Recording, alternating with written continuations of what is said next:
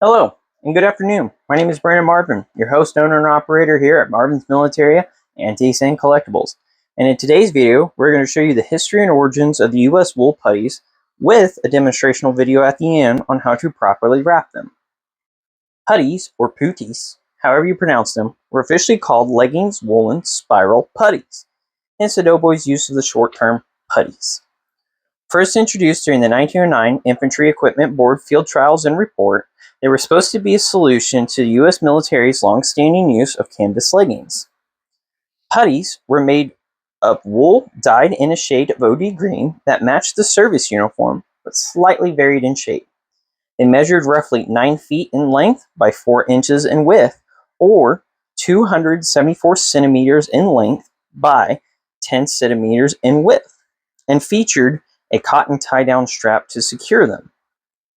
During the trials, both enlisted men and officers wore them while marching over 200 miles in various field conditions.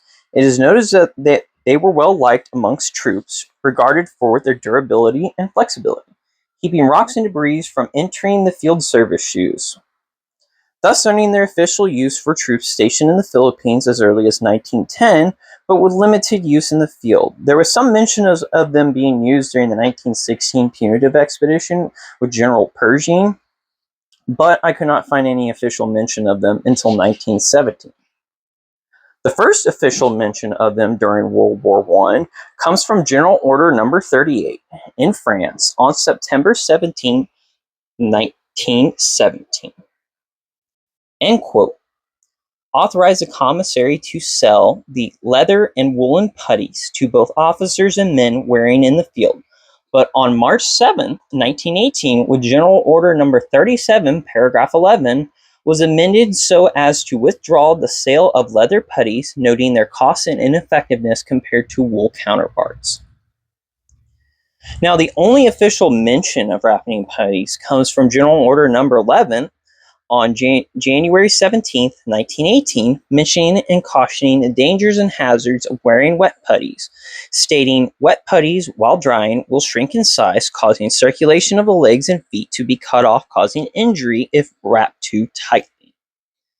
Now, this is to say, generalization of the putties was that there was no official mention or use on how to properly wrap them, and that it kind of came down to individual design.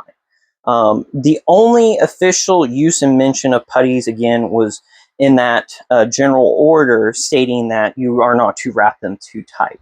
But none of the infantry manuals, none of the books I have read, none of the reports specifically mention how to wrap them. So when it comes to personal preference, or maybe your unit commander, they may have a method or mannerism which adheres more to their standardization than other units and individuals. So that is to say that putties, you see quite a variety and variation when it comes to how they are worn and wrapped. The use of putties is also used, or supposed to be used, in field conditions only. And during 1917, with the large influx of troops and draftees, you start to find that putties are slowly replacing canvas leggings due to a few things. One, troops already being sent or prepared to go over there, or two, that canvas leggings took a long time to make compared to the putties and weren't issued as much as supposed your putties later on. So you start to find yourself in early 1917 with some troops and infantry manuals showing the use of putties in a training environment and lack of issue of canvas leggings. So that being said, putties in the 1917-1918 period are very muddled, but for the most part are a symbol of troops going over there. Now, it wasn't until the War Department Correction number 85 on February 19th, 1919, issued in France, the wearing of uniform discipline and military courtesies mentions the uniform standards of troops returning home, quote, and the spiral cloth putties, this latter for enlisted men only, are authorized for troops returning from overseas from demobilization or discharge. This includes casuals and sick and wounded officers and men alike. For officers and men who remain in service and or assigned to active duty in this country, these articles are not authorized and will not be permitted, except that the spiral putties may be authorized for field use only.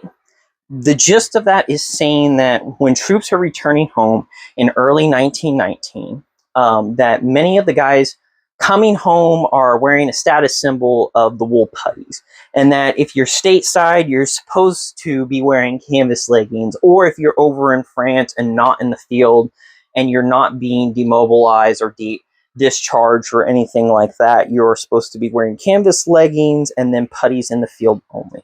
But we see this as not to always be the absolute truth. And in fact, we see a lot of photographic evidence of the time and period showing men wearing canvas leggings coming home or putties, vice versa. So there is a lot of confusion during the war, and especially in that post-occupation period when you start to see people wearing like Sam Brown belts as a status symbol, or making their own overseas cap, you know, having a French style or something with a little more quote unquote pizzazz.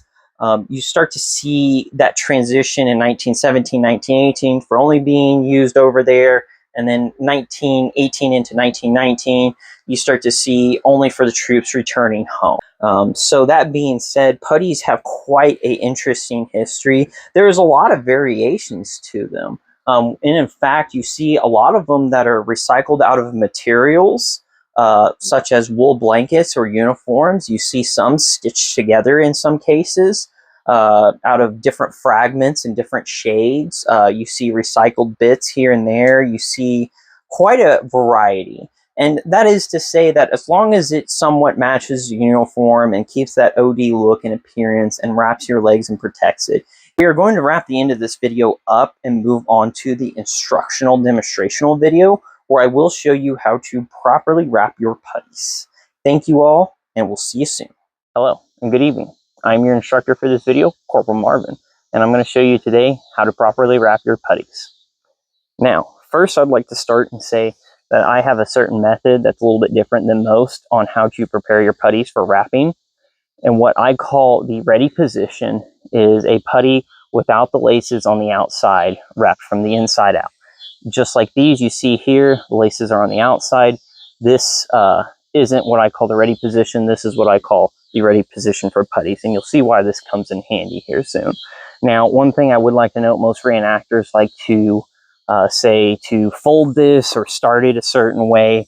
I believe that if the Army needed it to be folded over, they would have sewn it over. So I'm going to show you my method, which is what I believe to be tried and true. I've marched over 100 miles using this method in these putties. So it does work, it doesn't come loose, and it's the perfect wrap almost every time.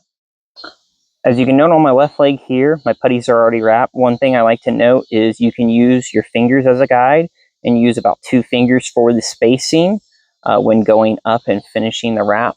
But I'm going to show you where I like to start, is starting here at the inside of my heel, bringing the flap here about the 3rd eyelet over, and then you're going to wrap the putty over it like such until you come across, come back around, and you begin to start your spiral process. Now here is where you can use your fingers as a good line indicator, ensuring that you're not wrapping these too tight, as they will cause injury in case you come across any water or moisture. So as I slowly wrap this here, you'll start to see my strap coming out, and I start to just slightly adjust it, leaving about 2 finger spaces in between. And I'm coming around again with this. Your strap will start to unravel, and that is okay. Coming through yet again, coming another strap. This is tried and true, simple and easy. There's nothing crazy to this. And when you finish your wrapping process, I like to keep my putty level with this last wrap, bringing my strap over nice and neat, flat.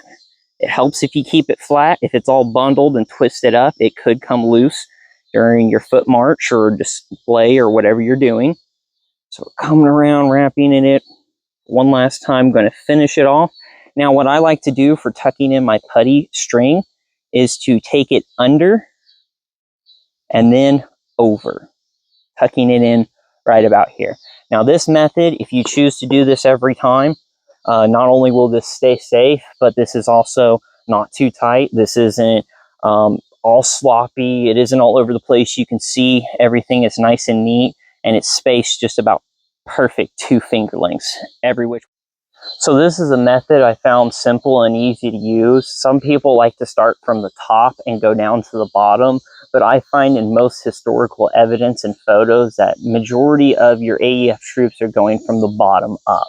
And this is very simple. There is no extra folds, there is no extra style, and if you stick to this method, you'll become an expert before you're done.